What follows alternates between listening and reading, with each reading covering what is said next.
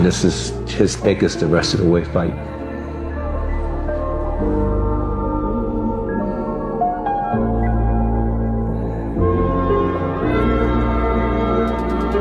Tank Davis has always been known for his explosive power in the ring, but it looks like the real fight is happening outside of it. His longtime coach, Calvin Ford, has finally had enough and snapped on him, declaring, "No more respect." Tension has been building between the two, and now it seems like their relationship is at a breaking point. Ford's frustration has boiled over, sending shockwaves through the boxing community. Let me explain something to you. Tell you, Tank don't look at me as coach, he look at me as dad. Do it look like his son supposed to be taking care of dad? I don't even feel right. Y'all hear this time? Oh, Tank don't pay his coach. Tank gives me anything I want. Right. But I'm a man at the end of the day. Absolutely. And I'm a hustler. Right. Second and foremost, I came from that cloth. You understand? He watched me lose my house, my wife, my family. He watched me do it. It's bigger than boxing. Right. Boxing is just a web. Fight Davis and his longtime trainer Calvin have shared a journey marked by mutual respect and success.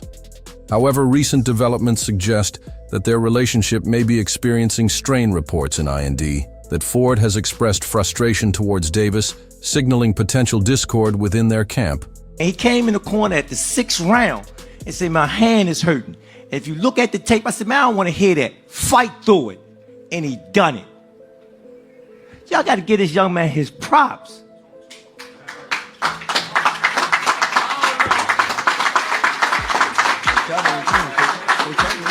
Man, he come in day in and day out.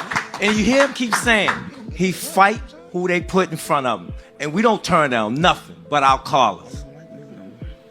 So whatever they say to do, we're going to get the job done. That's the blue collar. Calvin Ford, a prominent figure in Baltimore's boxing scene, has been instrumental in Davis's rise from a young prospect to a world champion.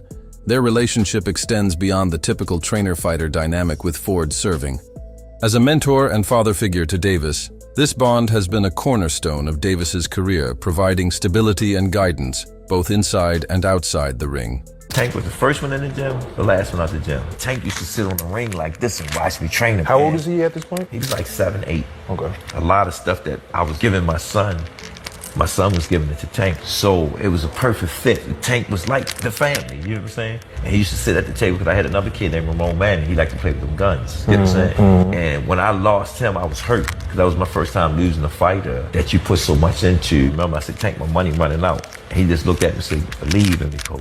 Believe." That's what did it. When he said that, that's... It's still... Damn. I don't hear Tank as the day. I hear Tank as that little boy. Believe in me, coach. And he came in the gym one day and he said, "Coach, I seen it." I said, "What you seen?" "I had all the belts on me." He said, "I'm gonna be that dude." The rest is history. Damn. I got goosebumps, low-key. That's gotta... One hand, he came in the corner at the 6th round and said, "My hand is hurting." If you look at the tape, I said, "Man, I don't want to hear that fight through it." And he done it. Y'all got to get this young man his applause props. Man, he coming day in and day out, and you hear him keep saying he fight who they put in front of them, and we don't turn down nothing but our callers. So whatever they say they do, we going to get the job done. That's the blue collar way. You know, Calvin, he been with me since I was 7. I used to sleep in Coach Calvin's house. I used to sleep at his job when he was working at a seafood restaurant in Baltimore. When I had to train Tank, when I didn't want him to get in trouble and I wanted to make sure we was together, I used to take him to work with me. And he'd chill. Everybody know him. Everybody know him at work. Remember, Calvin used to fuss at the guys that was coming up with me, and they was in the streets a lot. He was telling them, like, you can't have 1 foot in and 1 foot out. You gotta be, like, all the way in it. Like, focus on the goal, you know, and them guys, they went left. And unfortunately, they got killed. You weigh the odds out like that. Do you want him to go to jail or you want him to live? That's the whole idea, to come to the boxing gym. If I ain't had the people I had around me, like the people that started with me and things like that, I probably would have been off the scene for a long time. Ford's coaching style is rooted in a deep understanding of the sweet science of boxing. he emphasized. Technical precision footwork and defensive skills, which complemented Davis's natural power and athleticism. Their collaboration was a perfect synergy of raw talent and strategic mastery. Tank, when you first met Calvin, the first time you met him, what do you remember at age 7? When I met him, I think he brushed me off because he had a fight on. He had a fight on right there. I think he brushed me off.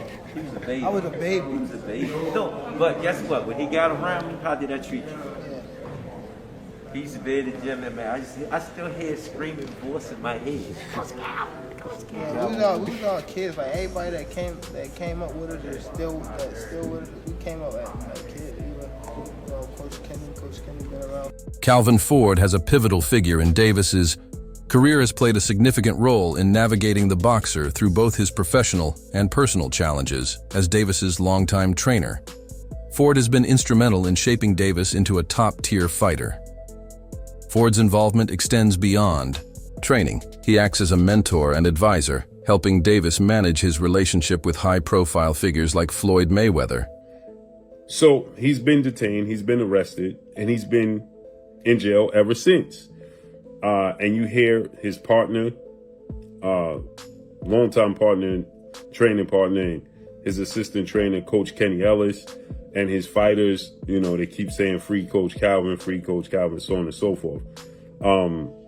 If you don't know the backstory and the history of Coach Calvin Ford, you look at the show The Wire, and he's one of the characters on The Wire. Ford's influence on Davis went far beyond the traditional trainer role. In many ways, Ford served as a surrogate father for Davis, who grew up without a strong paternal presence. Ford provided structure and stability during a tumultuous childhood, helping Davis navigate a path filled with challenges from poverty to the temptations of street life. I ain't even gonna ask you that question on camera. What? I'm talking about family at this point. Cause you pulled up with just somebody else. You didn't even pull up with your team you pulled up with. We ain't see Calvin. Yeah. Calvin was there. Okay. Calvin was there. Okay. I think he came a little late though. I spoke to him. Y'all good? Yeah. All right, because I just seen Calvin too. But that's another thing. Calvin is someone that he's like, when I ain't had no pops, Calvin was the person that you feel me stepped in them shoes. So no matter if he's not my coach, anything like that, he's always gonna be in my life. And that's why I said I would have asked that question off camera because I already know. Yeah, so I ain't, but you already cleared it. A relationship extended beyond the ring. Ford often played the role of a father figure, offering guidance on matters that had little to do with boxing. This dynamic created a bond that many believed was unbreakable, while the immediate catalyst for their split appears to be Calvin Ford's legal troubles. Insiders suggest that the decision was also influenced by long-standing professional tensions, as Davis's career skyrocketed. The pressure to maintain his status as a global superstar increased. Break in between you guys not being, was there like kind of like a family fondness where? No, he came to see me. Dad, slow down on worrying about you because, boom, he knows that I spend time with my amateurs. You know me, both of y'all know me very well. Yeah. Don't I spend time with my amateurs? Yeah. All the time. That's my peace. And he know when I go spend time with my peace, I'm going through things. You know what I'm saying? When he was there, at least I know where he was at. Because it was something that we didn't do. It was something that we normally do. Y'all with me? And it was good for us, to tell you the truth, because when I stepped back in the head biggest gym and I haven't been there, it brought back so much memories. When we first started off, and him seeing all us working together, he was happy. And at the end of the day, what it's about. Prior to his bout with Lamont Roach Jr. Tank, Davis addressed circulating rumors about a rift with his longtime trainer Calvin Ford, assuring fans that their relationship was intact.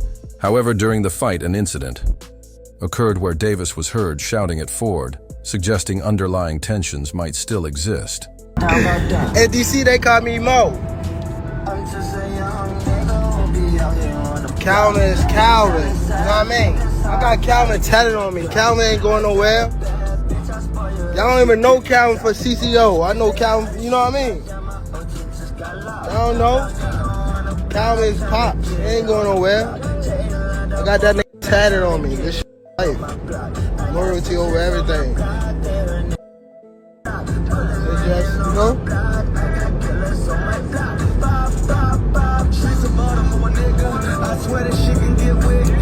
Despite their long-standing partnership, there have been indications of tension between Davis and Ford, while specific details remain. Scarce sources close to the camp suggest that disagreements over training methods and career decisions have led to friction. Such disputes are not uncommon in the boxing world, where the pressures of maintaining peak performance constrain even the strongest relationships. Interview 11. In an Instagram live session earlier, Davis addressed the tension between him and his coach, stating, "I'll always respect Calvin for what he's done for me, but sometimes you have to make tough decisions. To move forward, it's all love." At the end of the day, Ford echoed these sentiments in an interview describing their decision as what's best for both of us at this point in time. You always say we gave him that star. I know you want to take it away. He got upset. His thoughts on Pitbull Riot. What's your thoughts on that one? It still could be made. I think it's still marketable. Because some people say that Pitbull won. They're saying that it was a robbery. No, the guy clearly beat Pitbull. Pitbull knows it. Man, they took a little bit of fire out of it. You know what I'm saying? You know, again, Pitbull had a nice little run doing what he's doing, you know. So right now we just figuring out who's next. Do it add to the fire that Tank might go up and get the 140 strap against Ryo? Like I said, anything is possible. In early January 2024, reports surfaced that Calvin Ford had been arrested on charges of assault with a deadly weapon in Nevada. According to TalkSport, Ford was taken into custody by Baltimore police and was awaiting transfer to Nevada to face the charges. Following Ford's arrest, Davis announced a professional separation from his longtime trainer. Davis expressed his respect for Ford, but emphasized the need to focus on his career and personal growth. During this period, he stated, "I've always respected Calvin and what he's done for my career, but at the end of the day, I have to do what's best for me and my team."